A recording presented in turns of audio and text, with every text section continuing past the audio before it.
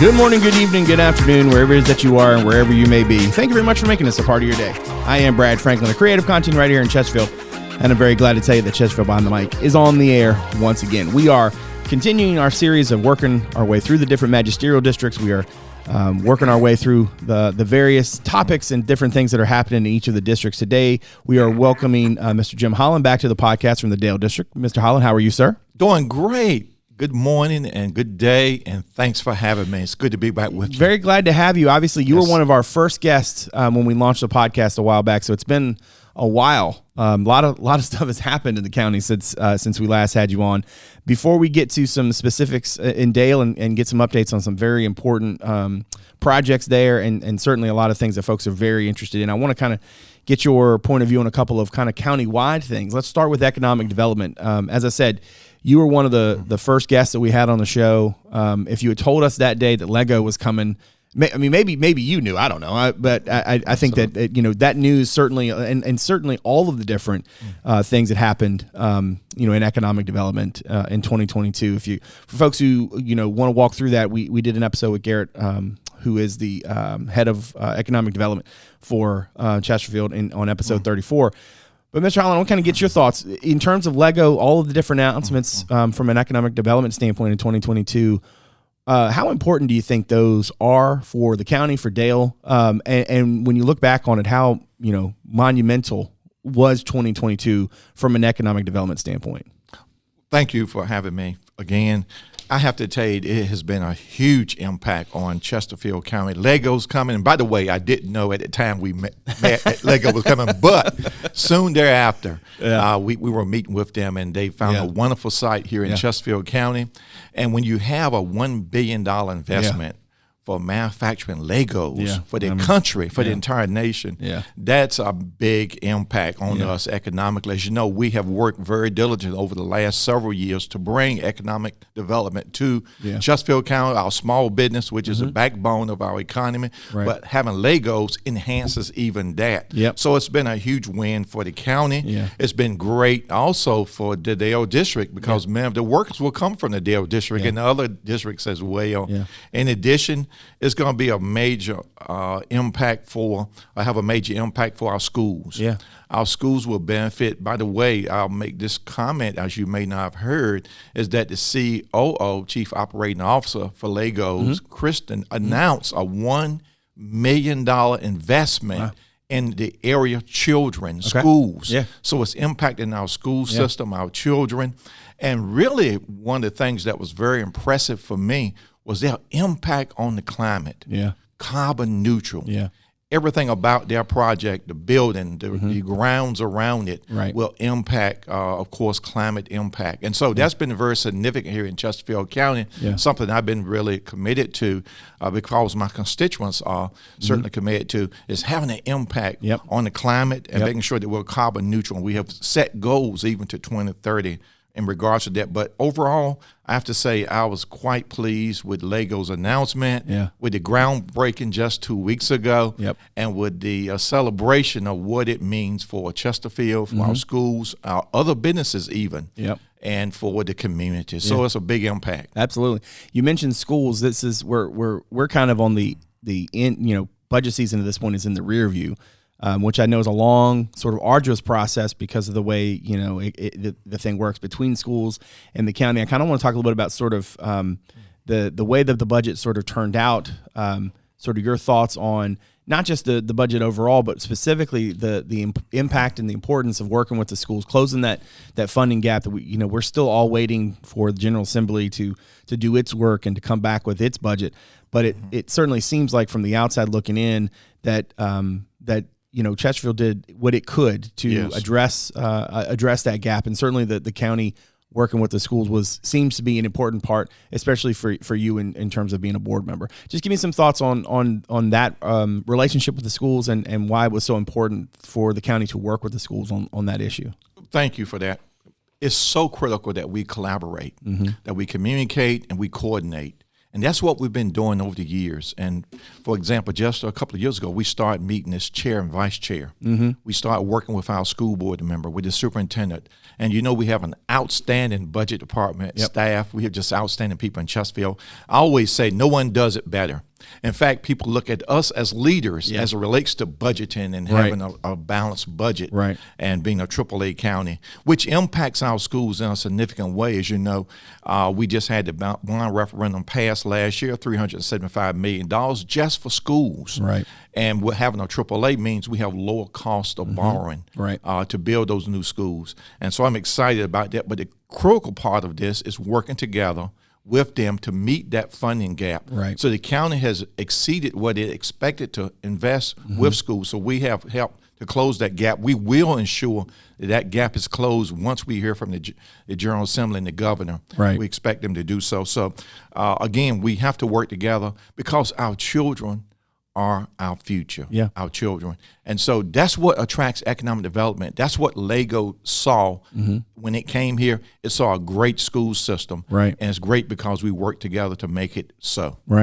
Now, speaking of schools, along those same lines, one of the things I know for Dale specifically, there was a lot of interest and certainly a lot of work that went into sort of figuring out not just for the bond referendum piece and where are the different parts of infrastructure that need to be added, what things need to be addressed, what buildings need to be replaced. But then even before that, with Fallen Creek and getting a new elementary school in Dale, the county was able to kind of use some savings from some other places and get those projects going.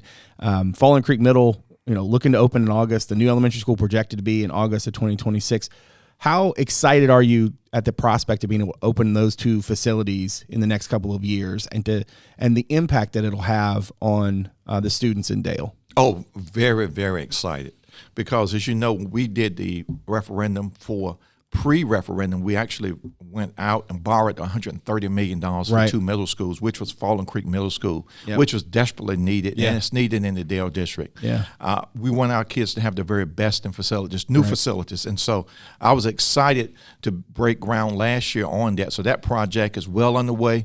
We're excited about that. It's going to make a difference for the students, for the school systems, and for our future, our children. And along those same lines, you talk about new facilities. The old Buell Elementary School, to be able to modernize, when we were here the first time, we talked about sort of, that thing is 90-some years old, 45,000 square feet, I think, in terms of the existing infrastructure. So you're going to be able to keep the gym, keep the cafetorium, have a larger, retrofitted multi-purpose room, classrooms, public meeting space. To be able to put that money into a project, I believe, opening in July of this year, to have that new recreation center in Beulah, what does that mean for the community? And certainly not just for the entire district, but certainly like the folks that are right there, to have this type of facility and be able to use something with so much tradition and so much heritage in that location. Brad, it is exciting. It's really exciting when you meet citizens in the area who says, my mother lives near that center. And that center will impact her. And that's going to be the largest. The Beulah Recreational Center is going to be the largest one in Chesterfield County.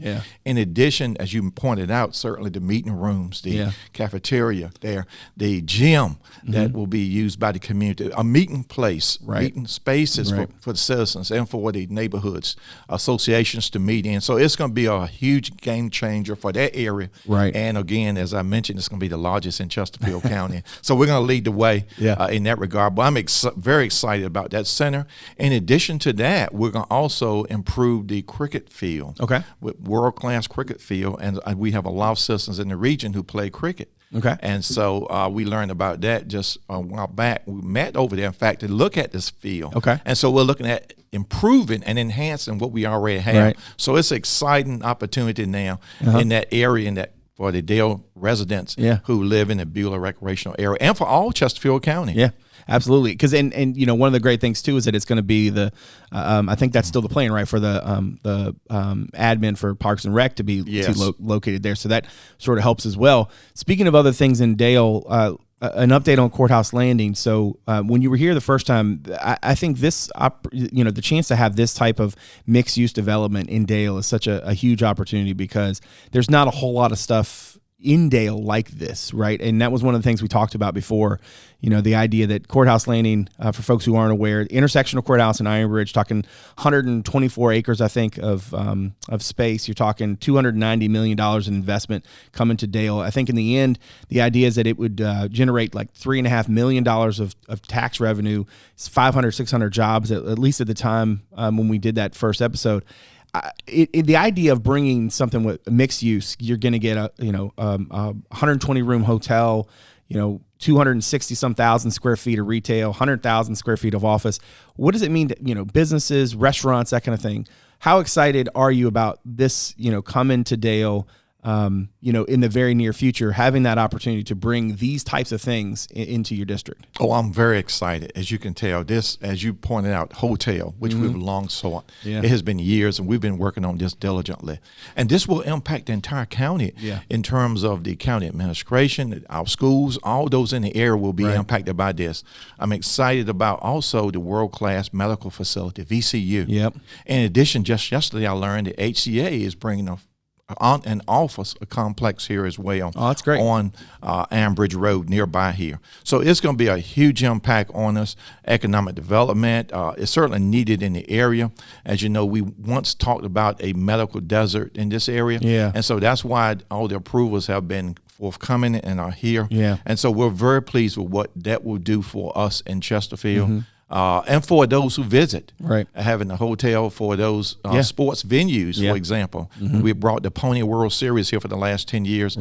Hotel is needed for them. So absolutely. I promised that to them. So we're trying to, and we're about to deliver. There you go. So very excited about this project. Yeah, for sure. The infrastructure part of that, I believe, starts work this summer. I don't think they have a definitive timeline, but it kind of, I think a lot of that depends on sort of the different agreements with the different tenants and that kind of thing. But one of the good things we do have a timeline on are road improvements coming.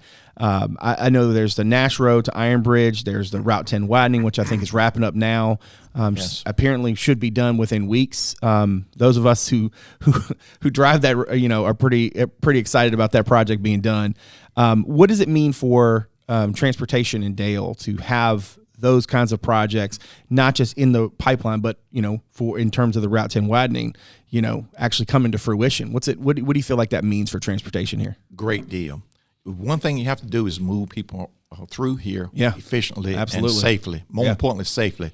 And so what was critical about this is that we did the infrastructure prior to the project, prior to, as you mentioned, Courthouse Landing. So we wanted to start with infrastructure. Many times there was complaints years ago about not having the infrastructure in place before we began. So in this case, it's the opposite. We have the infrastructure. We're moving it in place. The roads are looking wonderful. I can see the end.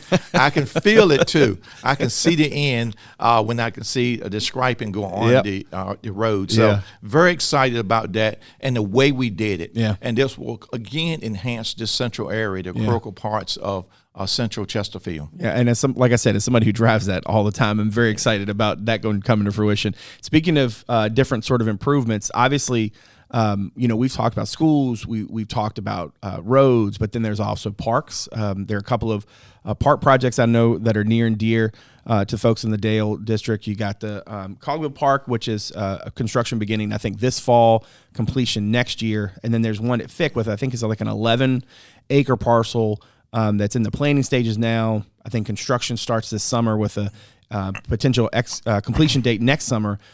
In terms of park improvements, how critical do you feel like that is for folks in the Dale district? It's critical because it's a quality of life issue. Yeah, for sure. Our citizens need places they can get out to. And that's why I'm so excited about the Cogwell Park coming online. Those neighborhoods in that area have been asking for it for years, and it's about to come to fruition.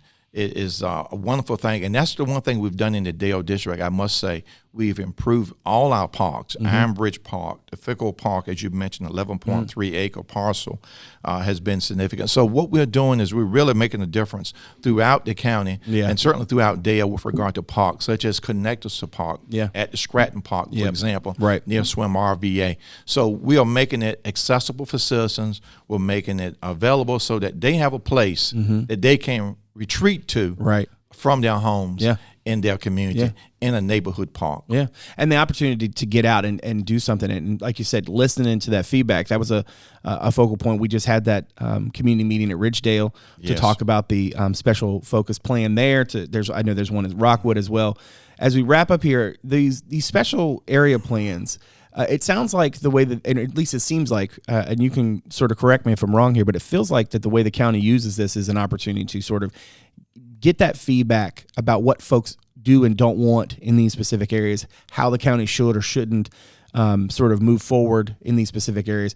Why is it really crucial, in your opinion, for the county to do that work, whether it's Ridgedale, wherever that special focus is? Why do you feel like it's so important for the county to get that background, that feedback on these locations before they sort of break ground on a plan going forward? They are our stakeholders, and we report to them. Yeah. And so it's critically important that we understand what their vision is as well. And so we had a special meeting just on the 19th about the Ridgedale special area plan. And it was wonderful to see so many citizens come out and share their input on what they want to see. And of course, the plans for that area are phenomenal. We're looking forward to it near the swim RVA area, as you well know. Yeah. And so I think it's always important to listen and to gain the impact from our citizens and from those whom we interface with. Sometimes we don't often get that impact, but getting out with our special area plan. So I want to applaud my planning commissioner and commission for working this up and for allowing me to be a part of it as well, because it's critically important that we, again, listen and we take their input as we envision what will be coming, and they're a part of it. And I find that to be so successful in what we do is that we don't go alone, we go together. Yeah. And therefore we go together with vision and with plans and what can be the better. Yeah. I feel like we have worked through a lot in a very short amount of time, but that's a pretty long list of different stuff coming to Dale, and I would imagine it's an exciting time for the district and certainly for the folks who live there. As we wrap up, I'm just curious, in terms of kind of the big picture, what's it feel like to have so much sort of in that pipeline, so many different things cooking? It feels like everything is kind of moving, and there's lots of stuff, for folks to be looking forward to. What's that feel like as a supervisor there? It's exciting. It's an exciting time because we're on the move. We're continuing to improve. And I often said, if you're stagnant, you're not moving, then you're going backwards. That's a good point. And so we're moving forward in the Dale District. I'm excited about what we're doing, the enhancements I've seen. It just makes me smile when I see it. And I'm excited about what we're doing with our schools. I want to give a shout out to DuPont Corporation as well for their mentorship with the Du Bois National Honor Society at Meadowbrook High School, where I was just a few days ago to culminate and celebrate their mentoring and their contributions for scholarships for our young people at Meadowbrook High School. So we're excited. I'm excited. And the citizens are excited about where we are, but more importantly, where we're going. Good deal. We have a bright future here in the Dale District in Chesterfield County. I'm excited to have this opportunity today as well to share it. Yeah. So thank you, Brad, for allowing me. Well, thank you very much for being here. Really appreciate the time. Like I said, it's been a long time since you were on, and I'm really glad to be able to touch base and talk a little bit about the Dale District. So thank you very much for being here. Thanks. I look forward to coming back. Yes, sir. All right. Now, make sure you check us out on social media. On Twitter, it's at Chesterfield VA, and on Instagram, it's Chesterfield Virginia, all one word. And on Facebook, you can check out our podcast page. Just search Chesterfield Behind the Mic. Make sure to like that page so you can keep up with us as we go forward. Now, let me tell you about all the ways you can check us out. You can watch us on our YouTube channel as well as on our website at chesterfield.gov/podcast. An audio-only version of the show is available there, as well as on Apple Podcasts, Spotify, Google Podcasts, Overcast, and a whole host of other services. You can watch the show on WCCT Thursday through Sunday at 7, on the weekends at noon. That's Comcast Channel 98 and Verizon Channel 28. And lastly, you can check out chesterfield.gov/connect with us for more ways for you to get in touch with us and maybe for us to get in touch with you. My thanks to my director, Martin Stith, my executive producer, Teresa, Bonifas, and the whole crew from Communications and Media for all that they do. And my thanks to you for joining us today. So, from all of us here in Chesterfield County, thanks again for making us a part of your day. We'll see you again real soon. Take good care.